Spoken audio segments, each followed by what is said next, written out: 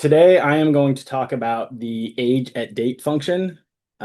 This is a function that was created and introduced in version 16.1.1 back in February 2026. And what it does is it calculates a person's age in years using their date of birth and another date.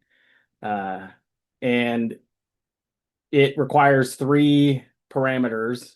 There's the date of birth field, and then what other date you are selecting. So if it's like a visit date or something like that.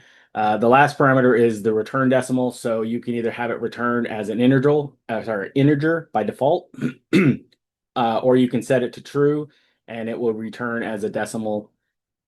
Um, it works with date time fields, but the time part will be ignored. So it's only going by the year and by the date portion of it.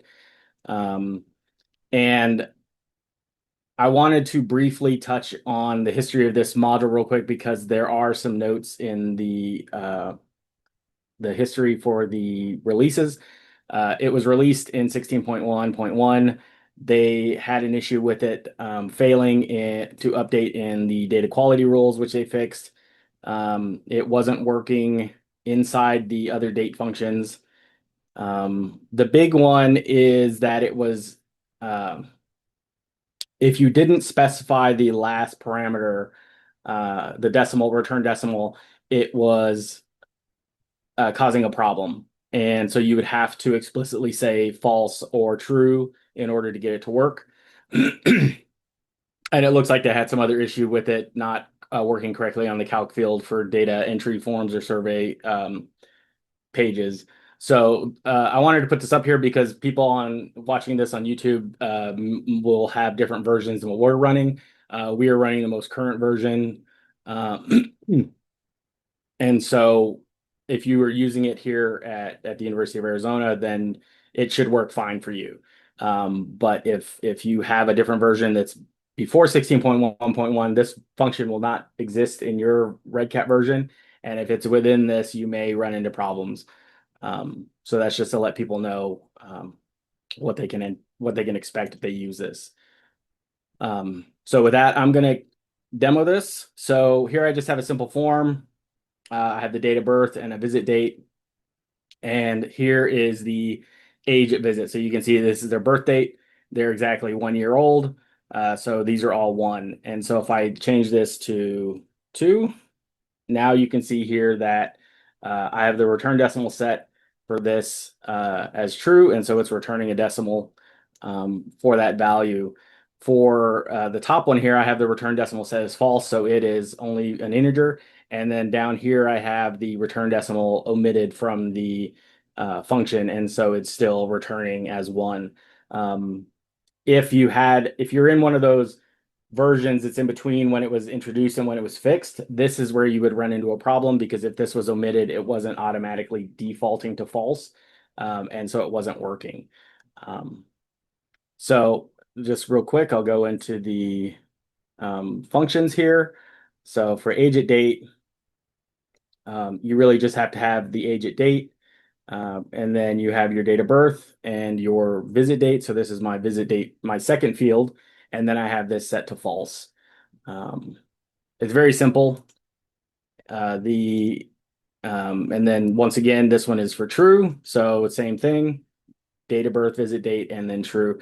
And the important thing is you want to have your date of birth as the first field and the other date as the second field. With date diff, you can have them swapped depending on how you want to calculate the difference.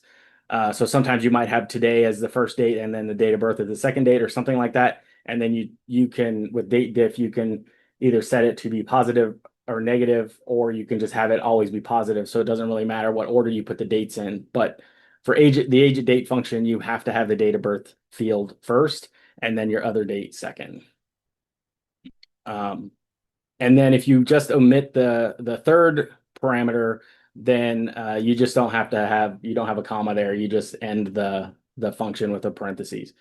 And it'll default to false.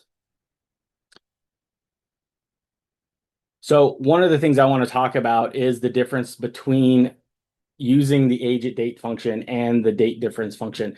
Because for the longest time, the only way you could get the age at date is using the date difference function.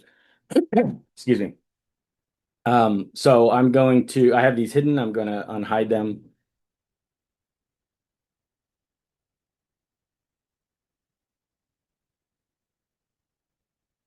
And then we'll go back to our form here.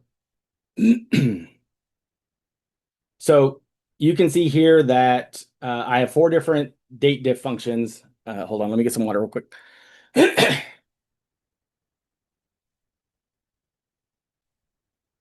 We have four different date diff functions here. This is just the typical date diff function. This one is round using the date diff and I'm rounding, and then this one is rounding down. And then this I have one as a date diff, but it's showing the days instead of years. And I'll explain why.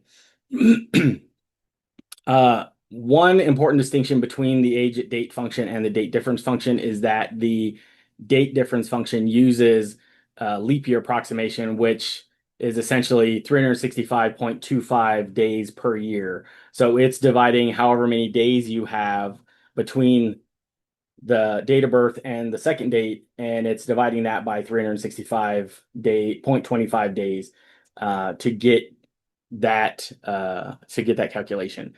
So you can see here that this is I picked this 1960 because it's a leap year, so there's 366 days. You can see here that the age at visit, if we just left the entire value, it would be slightly above one. If we round down, it'll be one. Or sorry, if we round, it'll be one. If we round down, it'll be one. But the problem is when you round. So for example, if I do, let's say like two. Let's see. Hold on real quick.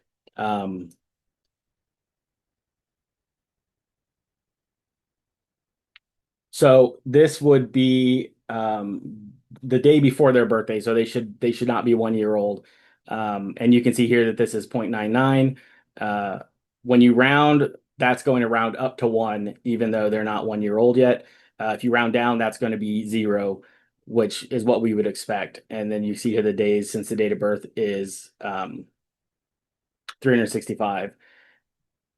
So it seems like, on the outset, using the date diff with round down would be the best solution, but we run into problems with that.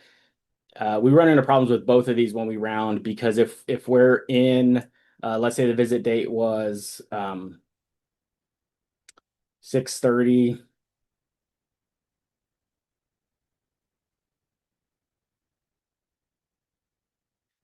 Right now, we're actually under the threshold here, with rounding, so it's going to be zero for both of these. But if we go to 7:1, let's see, we'll do like 7:5. So you can see here that as soon as we pass this 0.5 threshold, it rounds up to one, and then round is rounded down to zero still. So there are times when round down works and is accurate, and there are times when round is accurate. And so, and it also just depends on the date of birth. This is a leap year, so if we did, if we did one, you can see here now that this is their birth date. They should be 1 year old. The actual age at visit is not one, and then when we round, that's one, but this is still zero because there's 365 days. So it just depends on what their birthday is and when the visit date is, and if however many leap years have happened in between there, because everything is being divided by this 365.25. This doesn't happen with the age at date function. It will always be correct. So if I did, let's say 2026, they're going to be 65. If I say that this is 1231, they're going to be 60. Was that 66?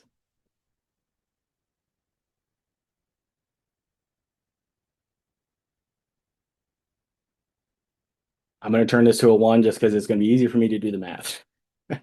So this is 60, 1231, and that's what threw me off. This is 1231, 2020. They'll be 59, because it's the day before their 60th birthday. And you can see here that this updates. Here, they would be, if we use the round function, they would be 60. If we use the round down function, they would be 59. So depending on how accurate you need to be, um, you know, date diff is fine for certain things. It also is fine if you're using it for days. A lot of the times we use a date diff to count days since something happened. So if somebody submitted a record and we want to trigger something that happens 14 days after that, the date diff is perfectly fine for that. But when you're looking for something, when you're looking for age specifically, the age at date function is the best way to go. So does anybody have any questions about that?